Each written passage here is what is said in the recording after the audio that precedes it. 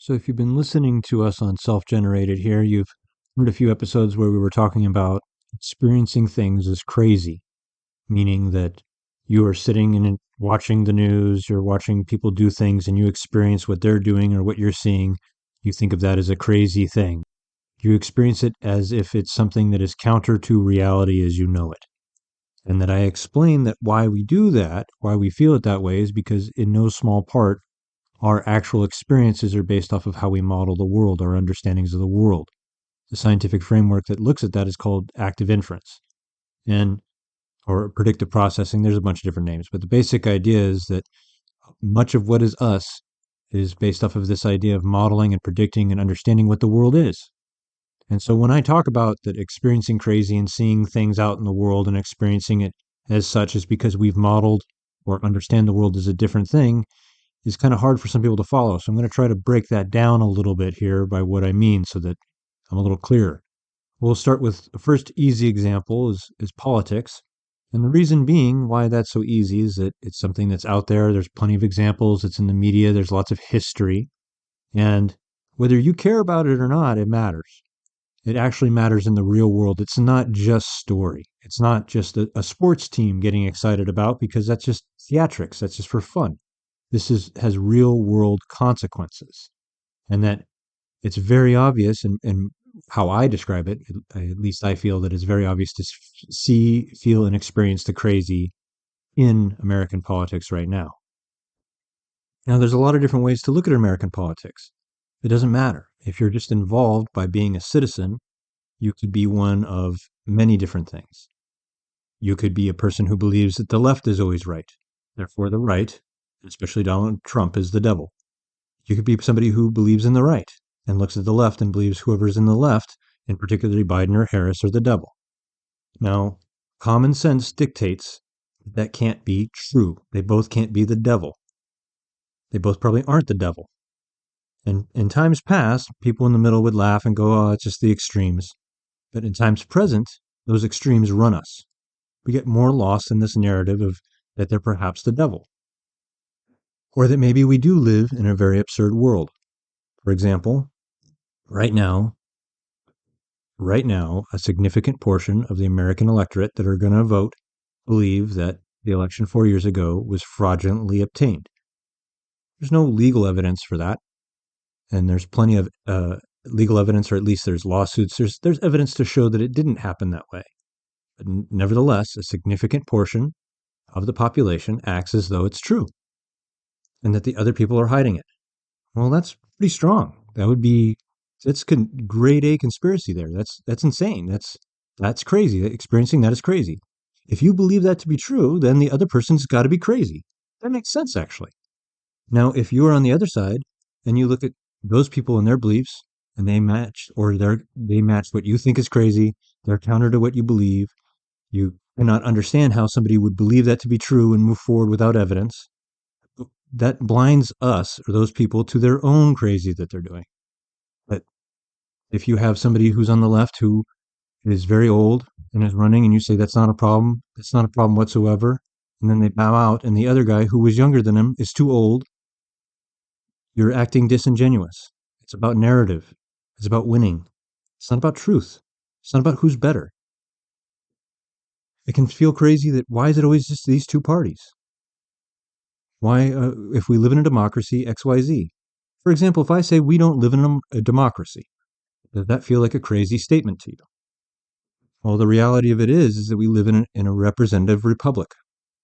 A democracy, one would think, and why are we getting this? It's probably because of how we're taught, and the simple way in which we're described of what democracy is that voters get to choose. We get to elect. We get to have a say in who represents us. But the reality of it is that we vote for people who are selected for us. You don't get to play unless you play by the party rules. That's the reality of it. Yes, there are third-party candidates. Yes, an average person can try to get up into the party, but even look at Donald Trump. The reason he's where he is today is because he married up to a party.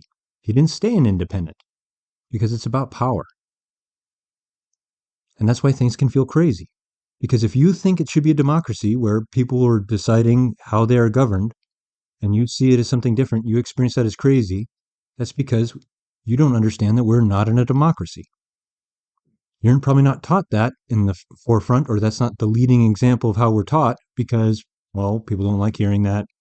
It's not entirely true and a multitude of things, but for the most part, it's because it's crazy. It sounds crazy to what we believe to be true. Do you see how that then completely guides people at scale without any conspiracy, without any notions, without any extra effort?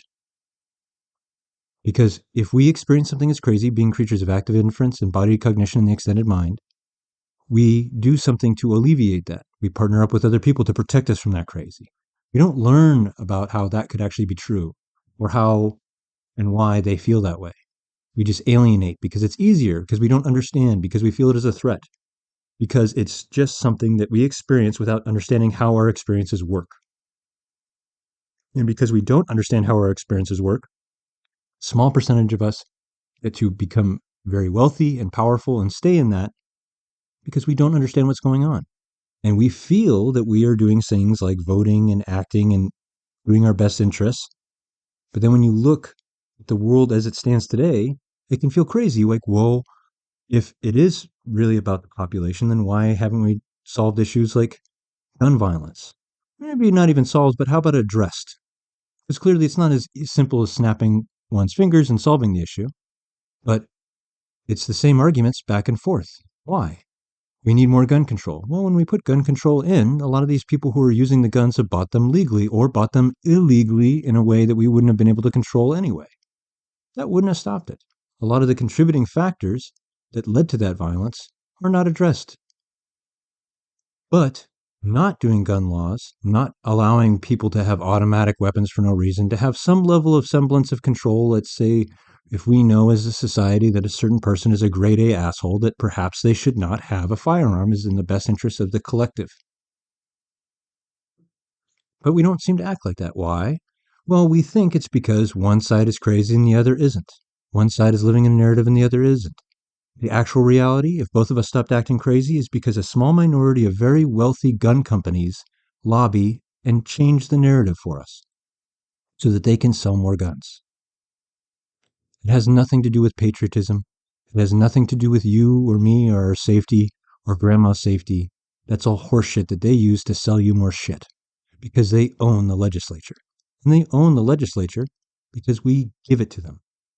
And then we argue with each other, surprised at the outcome. Abortion rights.